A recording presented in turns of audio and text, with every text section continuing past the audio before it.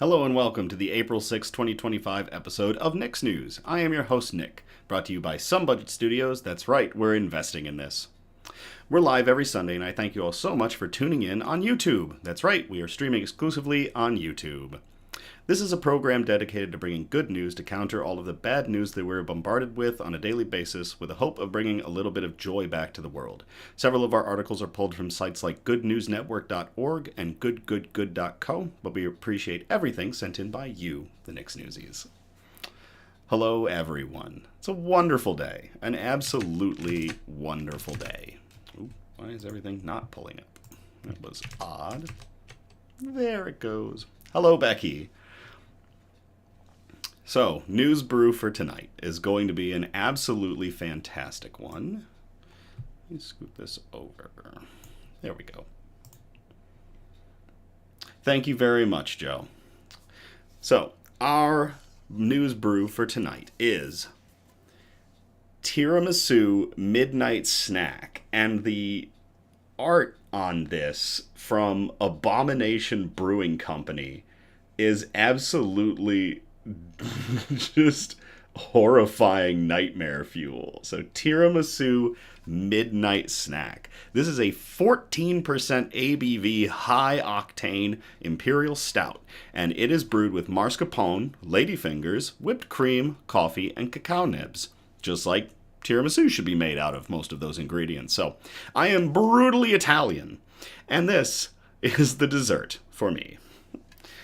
We don't need a Balisong bottle opener because it's a can, so we'll blow the gain on the audio. Thank you very much, Becky. I really appreciate that. Now it is an Imperial Stout, so we are going to use the Harpoon Limited Edition Snifter. And we'll get into the theatrics. Oh my gosh. This is as dark as my worst nightmares. Oh my, this is a dark beer.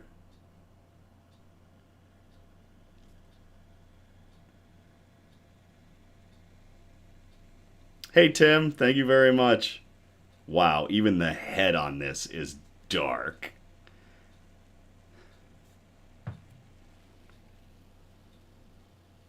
Oh, and it smells divine. Divine evil darkness.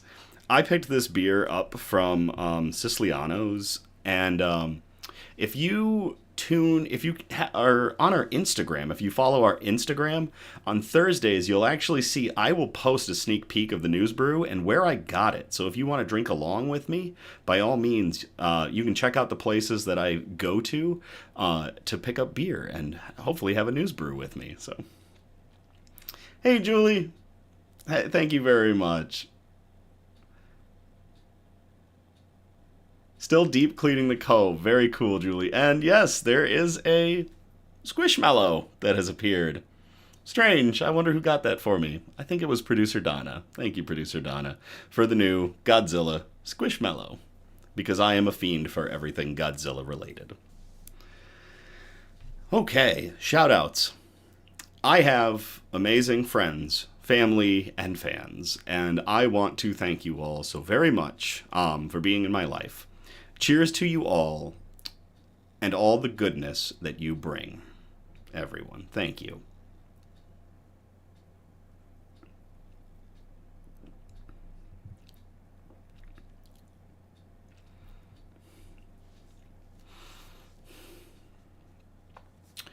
Oh, my, that beer is...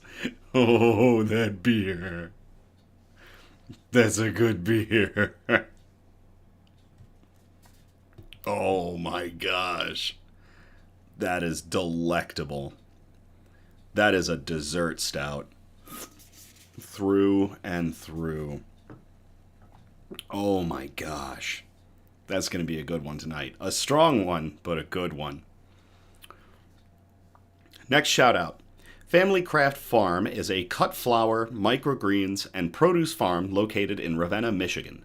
On the farm, they're all about cultivating a sustainable lifestyle, and they're proud to share with their growing family and community. They believe in providing high quality, clean, unique products designed with sustainability and quality, and only partner with companies who put the Earth's and people's health first for their products. There are links in the description for Family Craft Farm and the produce that they create. And they are fantastic. So to Family Craft Farm, cheers.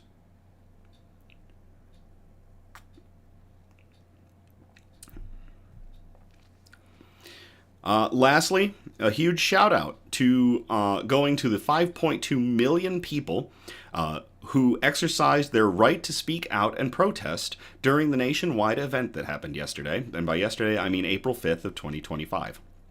The next national hands-off protest is scheduled for April 19th, 2025. If you'd like to exercise your civil rights, or any of your rights, by all means, April 19th, 2025 will be the next date of a national hands-off protest. So, to everybody involved for exercising their rights, cheers.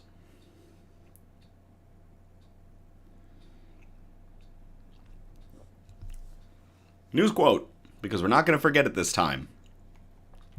Stay afraid, but do it anyway. What's important is the action. You don't have to wait to be confident. Just do it, and eventually the confidence will follow.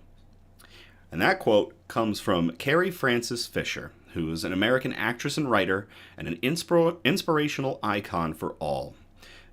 Carrie Fisher, for many of us, best known for her roles in the Star Wars films, playing as Princess Leia Organa. That quote, stay afraid, but do it anyway. What's important is the action. You don't have to wait to be confident. Just do it, and eventually the confidence will follow. Many of you know, I was a non-traditional student. I went back to school, I went back to college in 2016, got my engineering degree, and I was full of self-doubt at that time. I did not know how to pull that trigger to go back to school and get my degree. And one day, I just did. I made a phone call, and then I followed through. And I don't think I was ever confident in my capabilities until I got my piece of paper that's on the wall right up there and this ring. I think I doubted myself every step of the way, and only when I got a chance to look back and see that I had done it did it finally set in that I can do it. So that right there, stay afraid, but do it anyway. What's important is the action of doing that thing. You don't have to wait to be confident. Just do it, and eventually the confidence will follow. And I guarantee you I have lived that, and it does. So to Carrie Fisher, thank you very much, ma'am.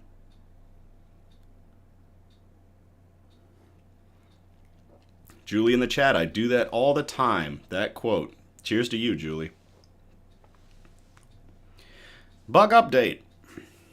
I don't know how well the mic's going to pick it up, because it was picking it up earlier when I was testing things, but it doesn't seem to be now.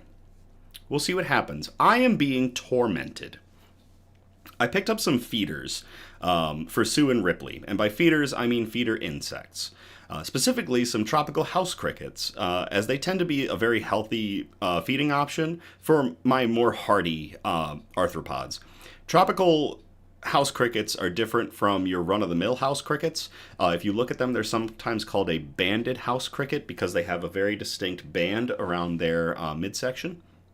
And they tend to be much more they tend to be healthier, and they don't get a disease that other house crickets carry. And that disease is actually what led to the death of one of my mantises a few years back. So I don't feed mantises crickets anymore because of that, and because they're not the best feeders. There are better options for mantises. But for bugs like Sue and Ripley, and Matilda when she wakes up eventually, crickets are okay. So I picked some up. I put some in Sue and Ripley's vivariums, and the rest in a feeder vivarium, which is right here on the ground by me. It's a new feature. I took a bunch of feeders like superworms, mealworms, some isopods, and some springtails, my cleaning crew, and I put them in this little vivarium down here. It's nice and warm in there. It's nice and humid. And so I can add the cleanup crews as they multiply to other vivariums as I make them, but I can also have a place to store my feeders. So I put the leftover crickets in there. Figured I'll plump them up, I'll be able to feed them, they'll be nice and healthy, and then I can feed them to Sue and Ripley and Matilda. He's chirping right now. I don't know if the mic is picking him up, though. He's going right now. So it turns out that one of the crickets is quite the singer. Or Elmira, thank you. Jeez, did I say Ripley twice? I meant Elmira when she wakes up. Not Matilda. Yep, thank you. Thank you. My bad. So that cricket's been going nonstop since early Saturday when I picked him up. Apparently he's very happy in there, and he wants to serenade everything, including me. When Sue is done with his current round of crickets, that cricket's going in Sue's home, because Sue will deal with my problem for me. Mantis McCloud is A-okay with that plan, by the way. He's nice and fat and plump. I don't think he's... Oh, he is visible. The camera doesn't pick it up well, but if you look right here, you'll see this little thing hanging down. That's Mantis McCloud. He's actually watching me right now. He's right there, and he's looking right at me. He's looking right at everyone. That's cool. I've never noticed him back there during a broadcast. But yeah, he's out and about. Probably to say hi. Oh, sorry, I'm a little stuffy. What's up, buddy?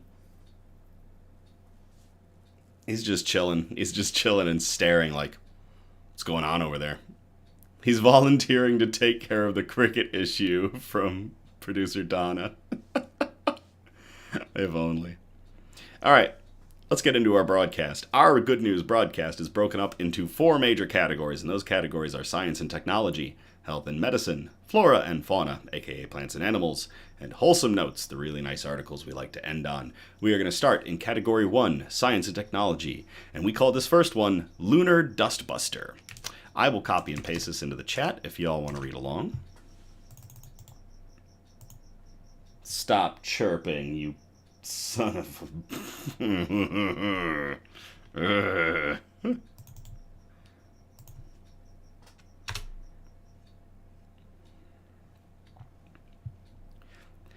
NASA proves its electric moon dust shield works on the lunar surface. This was posted to space.com on April 3rd of 2025 by Julianne Dossett. New shielding technology from NASA that protects against damaging lunar dust just passed a trial run on the moon's surface, marking an important milestone in the agency's lunar aspirations. The Electrodynamic Dust Shield, or the EDS, flew aboard Firefly Aerospace's Blue Ghost, the first privately funded lunar lander to make a fully successful touchdown on the moon. After Blue Ghost's historic landing on March 2nd, the EDS demonstrated the ability to remove lunar dust and dirt, known as regolith, from surfaces, using electrodynamic forces. The successful test concluded on March 16th. NASA has big plans for the moon via its Artemis program, which aims to set up 1 or more lunar bases in the next decade or so.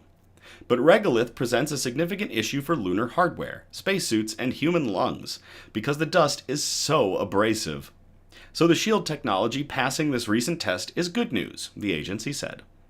This milestone marks a significant step towards sustaining long-term lunar and interplanetary operations by reducing dust-related hazards to a variety of surfaces for space applications, ranging from thermal radiators, solar panels, and camera lenses to spacesuits, boots, and helmet visors, NASA wrote in a statement. The EDS was originally derived from the electrostatic curtain concept, which F.B. Tatum and NASA collaborators dreamed up back in 1967. That's awesome. The EDS uses electrodes and electric fields to remove dust from the surface of objects. It was developed at Kennedy Space Center in Florida using funding from NASA's Game-Changing Development Program. The shielding technology was tested in vacuum chambers, where it was used to remove lunar dust samples brought home by NASA's Apollo missions. The first time EDS was tested in space was on the International Space Station during the Materials International Space Station Experiment, or the MISSE-11 mission in 2019. The EDS technology is paving the way for future dust mitigation solutions, supporting NASA's Artemis campaign and beyond, NASA officials said in the release. Becky, thank you for sharing. That is really cool. So, moon dust. As we are getting into a time when we are looking to go back to the moon and to put people on it again, we are finding that lunar dust is horribly abrasive. It is terrible.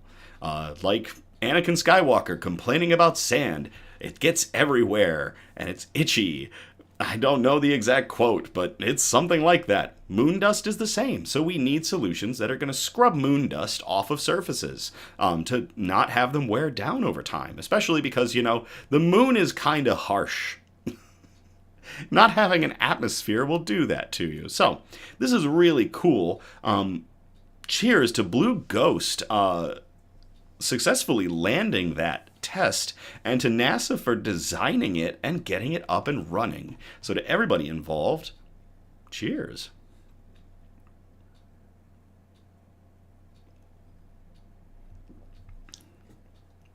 Oh my gosh, this beer is amazing.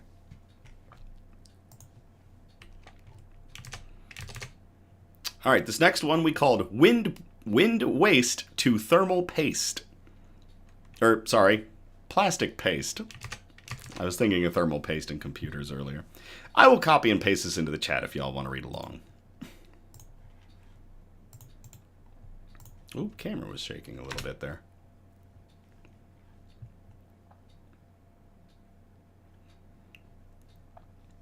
U.S. scientists recycle wind turbine blades to make 3 times stronger plastic.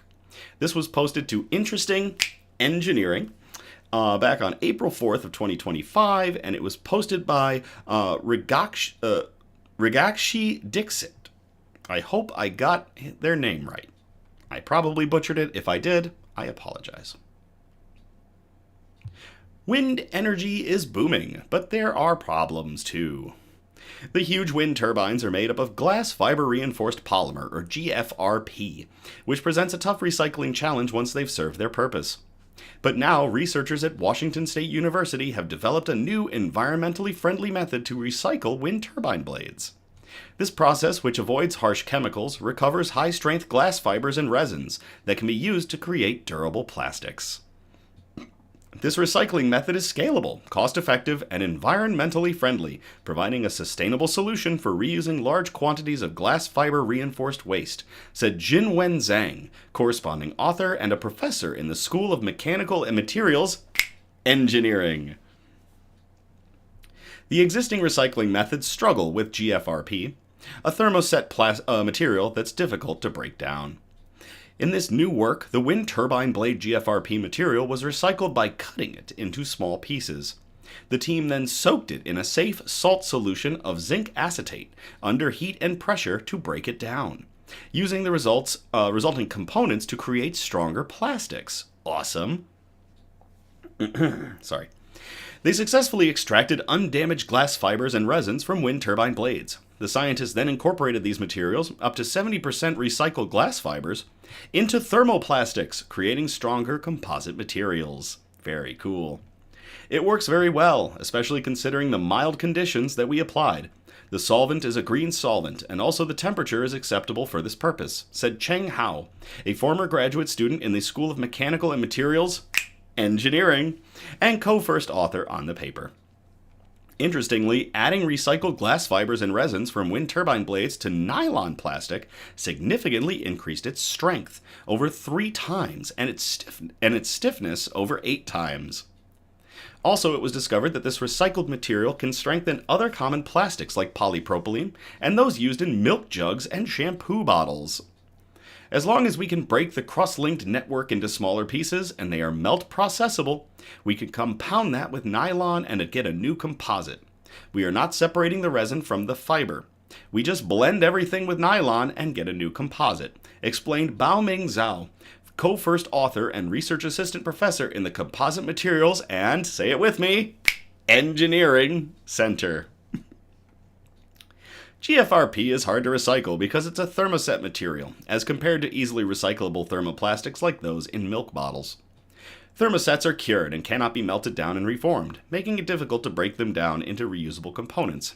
Right now, I think if we want to get thermoset materials, we have to use like really powerful caustic chemicals, and it is a process to get anything back from a thermoset. So this is pretty cool. The difficult to recycle glass fiber reinforced material constitutes about 2/3 of blade weight and also generates a 15% material waste during the manufacturing process. Wind turbines built in the 1990s are now becoming obsolete, presenting a major disposal problem. The accumulation of discarded wind turbine blades is projected to become a massive environmental concern, with annual waste reaching 2.9 million tons by 2050 and a total of 43 million tons accumulated.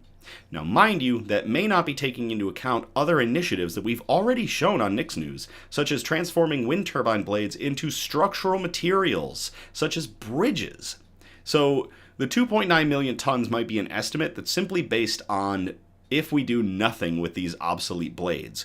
But right now, we have several different competing methods going on for breaking down or just reusing spent wind turbine blades, and it is awesome. Hey, Charlie. And thank you very much. That's why there's an urgent need to find sustainable ways to take care of the growing waste. As wind energy grows, recycling and reusing wind turbine waste is becoming increasingly urgent, added Zhang in the press release. So that is really cool. Researchers are refining their recycling process to require less pressure, making it simpler. They're also working to create future wind turbine blades that are inherently fully recyclable. And that is awesome. These findings were published in the journal Resource Conservation and Recycling, and there is a link in the article if you want to go read it. So to everybody involved at Washington State University, finding out new ways to break down GFRP and spent wind turbines. Cheers.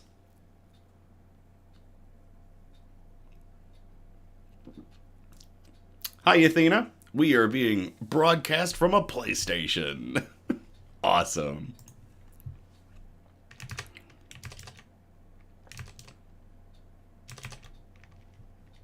Where did my seat go? There it is. All right, so that's going to get us out of science and technology. We're going to move on to category 2, health and medicine. And this first article we called Seeding Healthy Living. I will copy and paste this into the chat if you all want to read along. And if you are catching the replay, all of our articles are in the descriptions of our videos, so you can go and click through and read them at your leisure.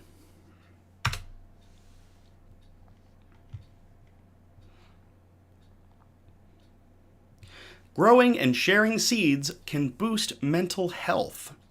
This was posted to positive.news, and it was posted on March 31st of 2025 by Alexa Phillips. Storing and sharing seeds has clear environmental benefits, but new findings suggest they can bring about well-being wins too. During 15 years of working on community food projects, Catherine Howell noticed something. As well as the biodiversity benefits of saving and sharing seeds, there seemed to be a positive impact on the growers themselves. To test her hypothesis, Howell set up a pilot project as part of the Gaia Foundation's Seed Sovereignty Program, which she helps to coordinate. 15 people who were experiencing challenges with their mental well-being took part, meeting fortnightly throughout 2024 in 3 groups across Middlesbrough, Stockton-on-Tees, and Hinderwell. Sorry. Participants produced a crop of their choice and harvested the seed. Hello, Queen of Nerds. Each session began with a mental health check-in, and at the beginning and end of the course, I apologize.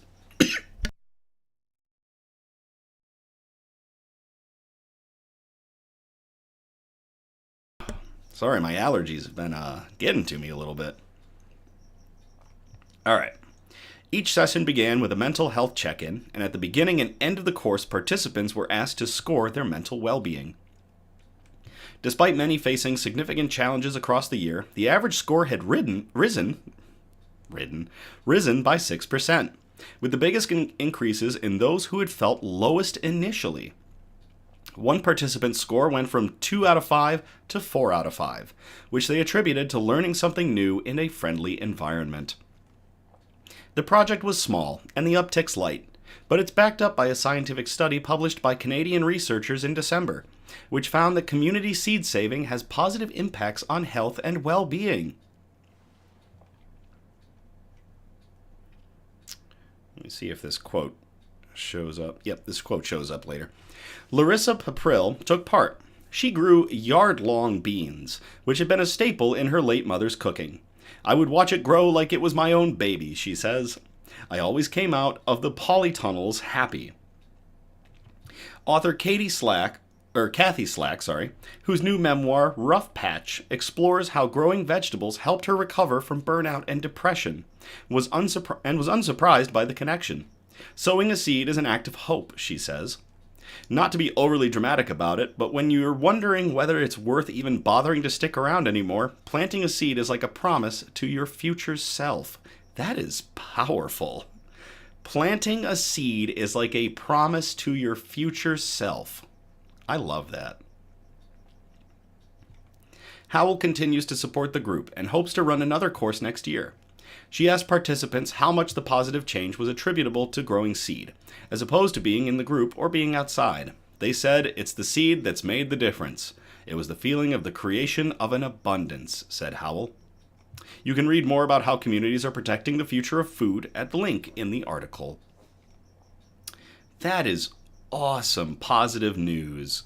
Fantastic. To Catherine Howell and everybody involved in this small group with the Gaia Foundation Seed Sovereignty Program, showing that growing and sharing seeds can lead to better mental health. Cheers.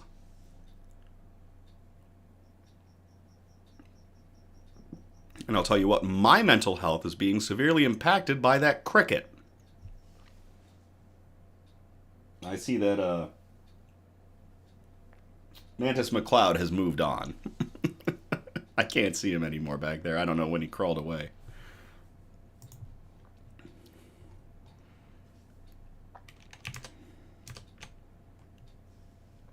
All right, we called this next one Stirred, not Shaken. And I will copy and paste this into the chat if y'all want to read along.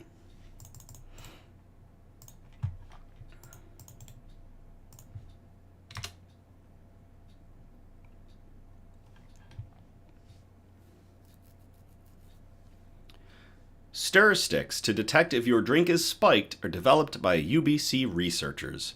This was posted to Global News on March 27th of 2025 by Amy Judd.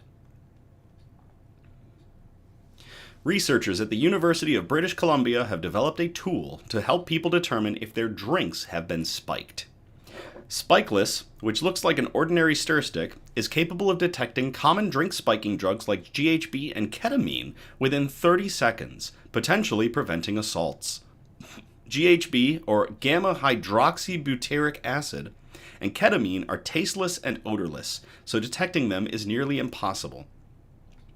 Anywhere there's a bar, clubs, parties, festivals, there's a risk, said Samin Yosefi, a UBC master's student in chemical and biological engineering, and the device's co-inventor. People have tried cups, coasters, straws, even nail polish to detect these drugs. Our device is more discreet than existing alternatives and doesn't contaminate the drink. Spikeless has a chemical-coated bioplastic tip that changes color when it detects drugs in any drink, alcoholic or non-alcoholic. It is a single-use tool, but can be used anywhere. The tool still requires approval from Health Canada. The UBC researchers hope that Spikeless will become available at venues rather than the onus being placed on individuals to provide the tool. Prevention has often focused on individuals, but research and long-standing community health practices show us that these approaches don't work. Sasha Santos, a subject matter expert with more than 20 years background in public health, education, and violence prevention, who advised the team, said in a statement, Spikeless was conceptualized in 2011 by Dr. Johann Foster, Associate Professor of Chemical and Biological Engineering, and his brother Andrew. Over the last 3 years, Foster, Yosefi, and their collaborators have developed a prototype at UBC and are now preparing for real-world testing while launching a startup to scale production. That is awesome. A simple stir stick that with 30 seconds, can detect GHB, ketamine, and a ton of other drugs that are used to spike drinks to everybody involved in the production of these for the safety of others. Cheers.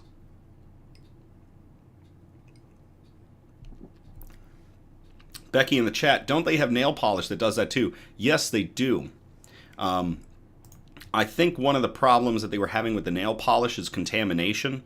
Effectively, it's going to leach nail polish into your drink, so if it's not spiked, you're not going to be drinking that because now there's nail polish in your drink. I would have to go back and double check that. But I know that it was effective at detecting if GHB or ketamine or other drugs of that nature had been put into a drink. So other methods, too, are coming online. But I do like them suggesting that the venues could have these on hand and use them. That takes the need off of people and puts it on the business to make sure that their patrons are safe. So I'm actually a fan of that. I really like that.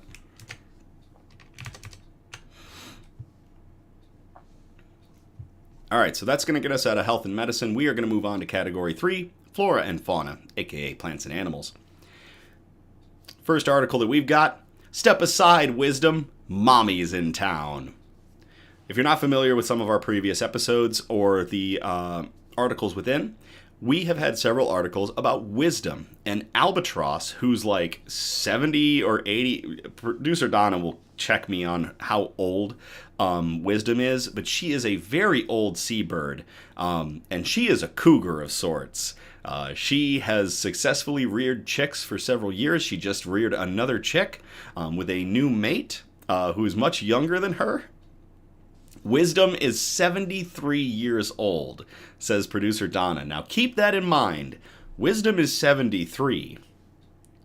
But now there's a new champion, and we are going to copy and paste this into the chat if y'all want to read along.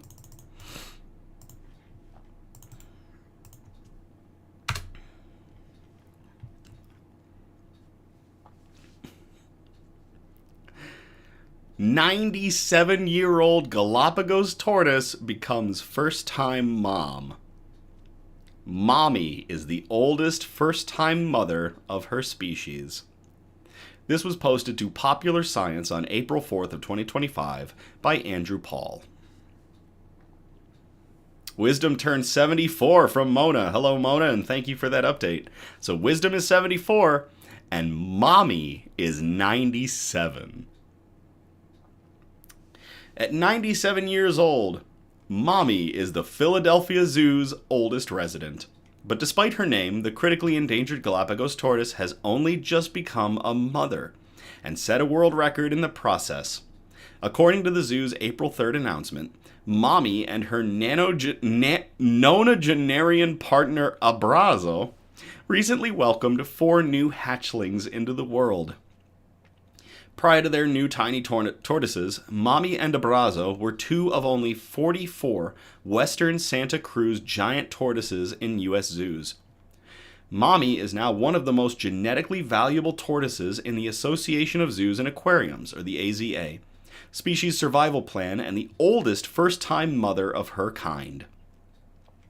Mommy arrived at the zoo in 1932, meaning anyone that has visited the zoo for the last 92 years has likely seen her, said Philadelphia Zoo President and CEO Joel Mogerman.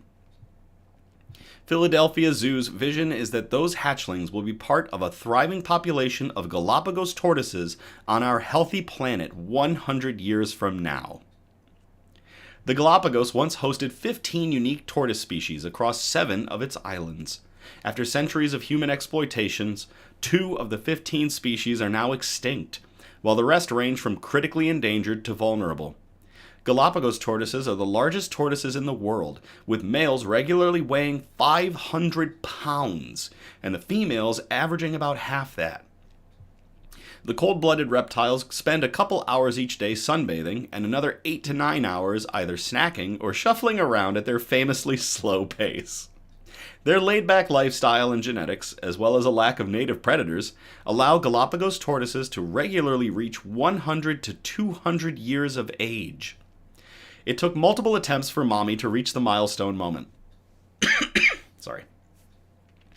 She has laid 3 clutches since 2023, none of which resulted in viable eggs. In November of 2024, she laid 16 billiard ball-sized eggs that she then buried in the sand. Galapagos tortoise sex is determined by the temperature at which they incubate. Anything from 82.4 degrees Fahrenheit results in anything below 82.4 degrees Fahrenheit results in males, while anything above 85.1 degrees Fahrenheit produces females. To help guide the chances for genetic diversity, for increased genetic diversity, the zoo's reptile and amphibian team made sure to residuate. Sorry. Man, my allergies are really getting to me. I gotta wet my whistle. There we go.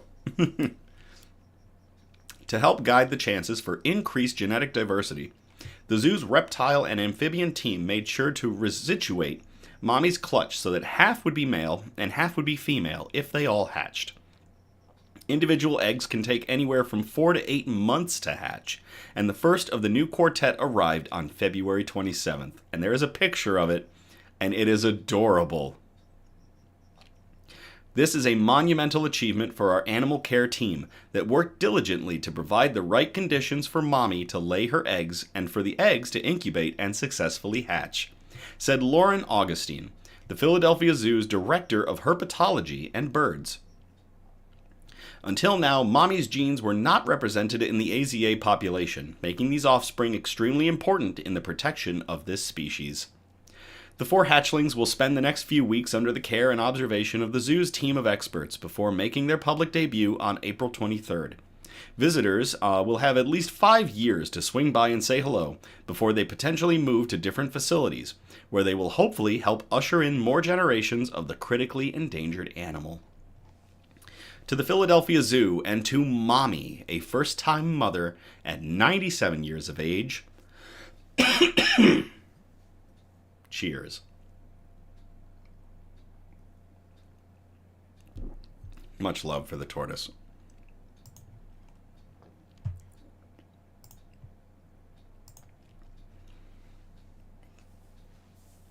All right, we called this next one the Tiny Nose Nose. And I will copy and paste this into the chat if y'all want to read along.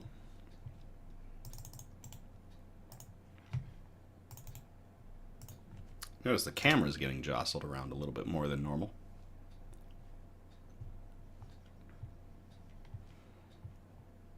All right. In East Africa, rats have prevented 400,000 new cases of deadliest infection using their super sense of smell. This article was presented on Good News Network on March 31st of 2025 by Andy Corbley. For most people, a rat is at best an unwelcome guest, and at worst the target of immediate extermination. But in a field clinic in Tanzania, rats are colleagues, heroes even. Far from a trash bin dwelling New York City street rat, the African giant pouched rat is docile, intelligent, easier to train than some dogs, and for East Africans, the performer of life-saving tuberculosis diagnoses every day. Now, if that rat looks familiar, if you're looking at the picture of it, that's because they debuted on a previous Nick's News episode, and I believe they were bomb sniffers, or they were searching for landmines. Producer Donna will confirm for me what that previous article was. Hey, Happy. I know, holy cow, right? Big rat finding tuberculosis. But I'm pretty sure on the previous article we had about these rats, these giant pouched rats, they were landmine sniffers. 400,000 new cases of tuberculosis were estimated to have been prevented by these rats, whose sense of smell would make a bloodhound take notice. As the number one killer among infectious diseases worldwide, many of those 400,000 can be translated into lives saved. Not only are we saving people's lives, but we're also changing these perspectives and raising awareness and appreciation for something as lowly as a rat, said Cindy Fast, a behavioral neuroscientist who coaches the rodents for the nonprofit Apopo. Because our rats are our colleagues and we really do see them because our rats are our colleagues and we really do see them as heroes. Apopo uses giant pouched rats to sniff out traces of TB in the saliva of patients. In parts of Tanzania, a saliva smear test under a microscope by a human may only be 20 to 40% effective at detecting TB. By contrast, a giant pouched rat like Miss Carolina, a now retired service rat who worked for Apopo for 7 years, raised the rates of TB detection in samples by 40% in the clinic where she worked. It would take 4 days for scientists to analyze the number of samples that Carolina could screen in 20 minutes. For that reason, when Carolina retired last November, a party was thrown at the clinic in her honor, and she was given a cake. TB is sometimes thought of as a thing of the past, a disease for which doctors use to prescribe dry air, leading a modern sense of humor to muse at the antiquated pre-antibiotic medical advice. But it remains the number one cause of death globally from a single infectious pathogen. And Tefera Gizu, a physician and Apopo's head of tuberculosis, told National Geographic that once people see what the nonprofit rodents can do to slow the spread, they fall in love with them. 3,000 times in her career did Carolina detect one of the 6 volatile compounds that can be used to identify Mycobacterium tuberculosis, and she got a hero's send-off to a special compound to live out the rest of her days with her closest friend and sniffer colleague Gilbert, in a shaded enclosure dubbed Rat Florida. We've made special little rat-friendly carrot cakes with little peanuts and things on it that the rat would enjoy, Fast said. Then we all stand around and we clap, and we give 3 cheers, hip hip hooray for the hero, and we celebrate together. It's really a touching moment. Apopo has made headlines for its use of these rats in other life-saving tasks as well. Landmine clearance. There it is. One of the world's great underreported scourges, a lot like TB coincidentally, is landmine contamination. There are 110 million landmines, or unexploded bombs, in the ground right now in about 67 countries, covering thousands of square miles in potential danger. Thousands of civilians are killed or injured by these weapons every year. GNN reported on Apopo's demining efforts using pouched rats back in 2020, and we covered an article about that. One rat named Magawa alone identified 39 landmines and 28 items of unexploded ordnance across an area the size of 20 football fields. If at the start of this story you don't like rats, maybe Magawa and Carolina will have changed your mind. To Miss Carolina and everyone at Apopo for utilizing giant pouched rats for detecting tuberculosis and landmines. Cheers.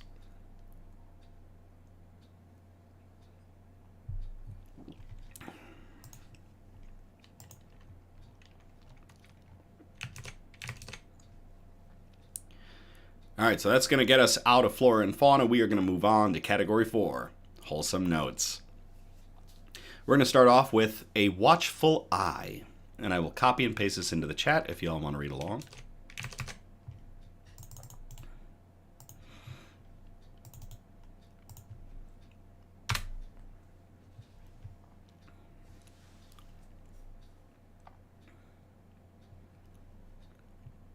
Superhero Project gives families with babies in NICU a lifeline to always have eyes on them. This was posted to CBS News on March 25th of 2025 by Stephanie Stahl and Brad Now.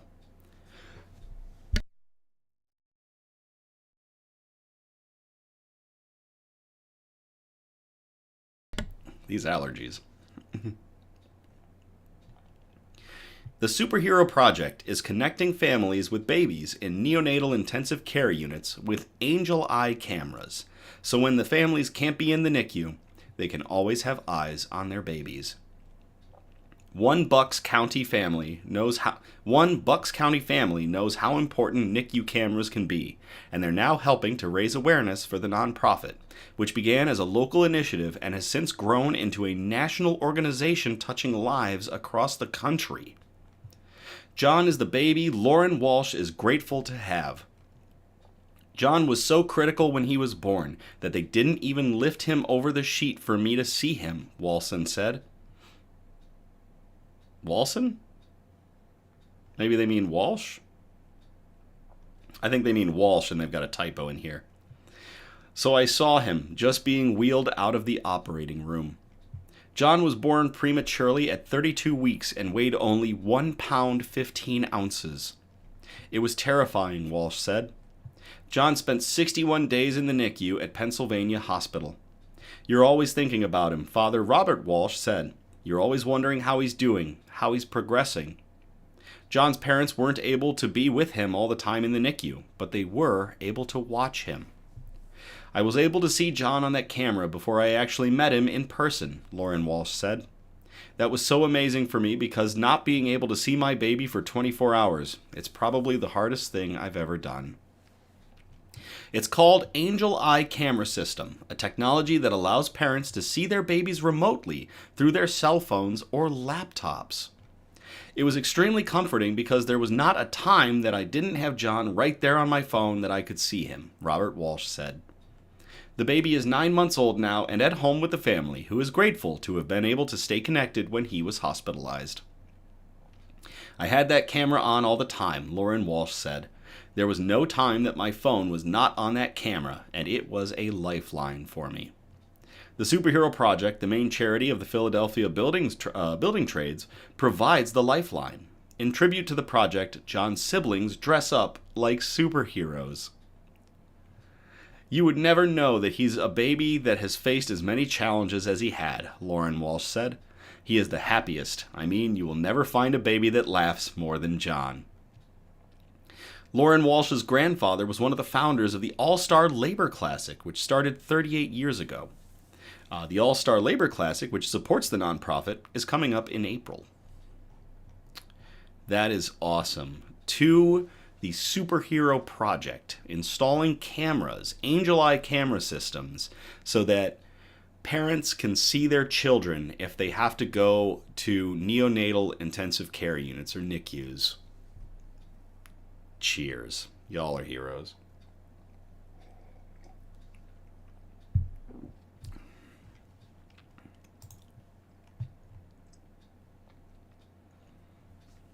Okay. So our last one isn't an article so much as it is an update. There are several links in the description of this video if you want to check out some things related to it. This is an SB Mowing Beth update. This is an ongoing article from a while back that we've been covering, an ongoing situation of sorts, and an amazing situation at that. So if you go to the links in our description, you're going to see the original video from SB Mowing regarding an individual named Beth. You're going to see Spencer's Beth update video. There will be a link for that, and you're also going to see a GoFundMe link for the GoFundMe that was set up for Beth. And producer Donna went through and made a really great write-up of everything that I am going to read now. So, during the January 19th episode of Nick's News, we told you about Spencer with SB Mowing cleaning up around Miss Beth's home for free. Spencer's followers fell in love with Beth and wanted to do more to help her, and they asked Spencer to set up a GoFundMe to pay for some much-needed home repairs. Tonight, we have an update on that. So Miss Beth, a little bit of background. Miss Beth is an elderly woman who has mobility issues and also just quality of life issues that have... sadly, her house was starting to come apart and a lot of other stuff going on. So it was really easy for everybody who saw the first video about Miss Beth to be absolutely smitten with her and want to help out. And how they helped out is incredible. There are over 35,000 amazing people who helped donate to the GoFundMe. As of tonight, April 6, 2025, they have raised nearly $1 million for Beth. The official total currently sits, and producer Donna checked this right before we went live, at $888,578 US. Spencer started the GoFundMe with a $500 donation and a goal of $100,000. The generosity of Spencer's fans blew that goal out of the water. Goal of $100,000 to fix up Miss Beth's home, get her some care that she needed. Nah, we're gonna blow that out. $888,578 raised as of now. In the past couple of months, Spencer has been working with an attorney to get a bank account and a trust fund set up, so the money is protected. With that taken care of, the money was transferred over from the GoFundMe. In his follow-up video, Spencer helped Beth pick out a new bed to replace her 50-year-old queen bed. She chose to downsize to make it easier to make the bed and to get around in her room. Becky in the chat, wow. Charlie in the chat, 110%. That is awesome. Mattress Hub delivered and set up the new bed and took away her old one. A handyman was hired to repair 2 windows in Beth's home, as well as a few other necessary jobs. Spencer and a couple of Beth's friends organized the basement a bit, moved some of the clutter down and out of the way, and did some cleaning and organizing. They added some security around her home and got her a life alert necklace. Beth wants to stay as independent as possible and can totally understand that. But this way, she's got help at the click of a button if she needs it.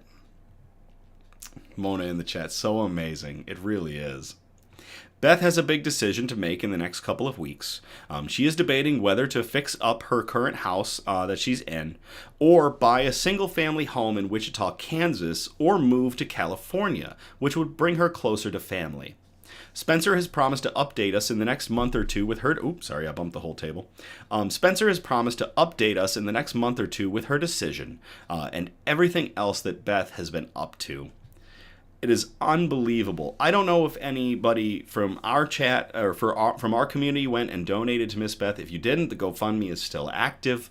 If you do want to donate a couple of bucks to Miss Beth, that is unbelievable, though. To SB Mowing, to Spencer and his followers and everybody that has donated to get a $100,000 goal to fix up this home to $888,578.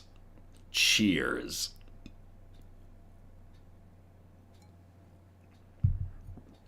Those are some real heroes.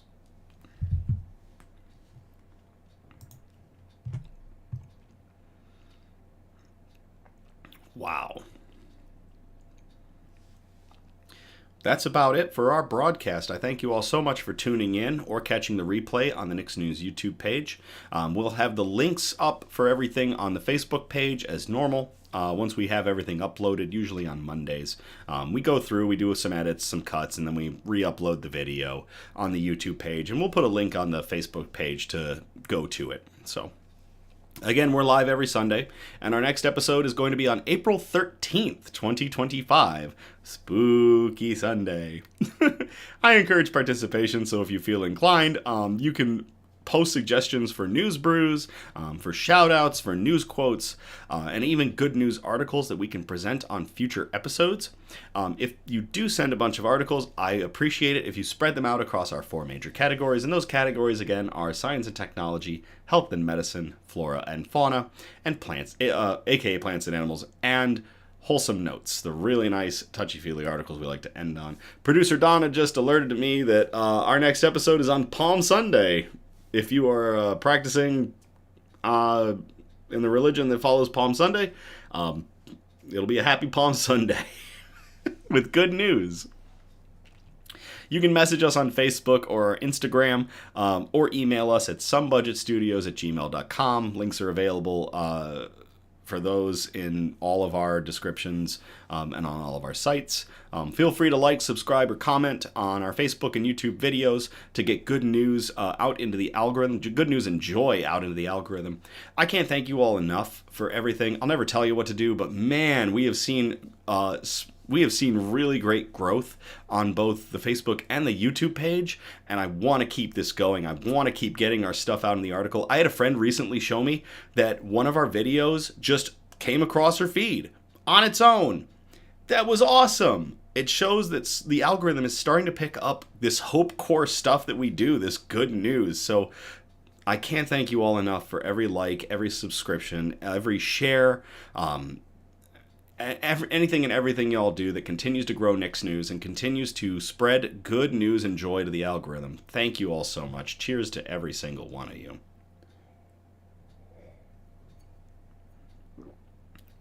Charlie saying, Easter falls on 420 and a full moon.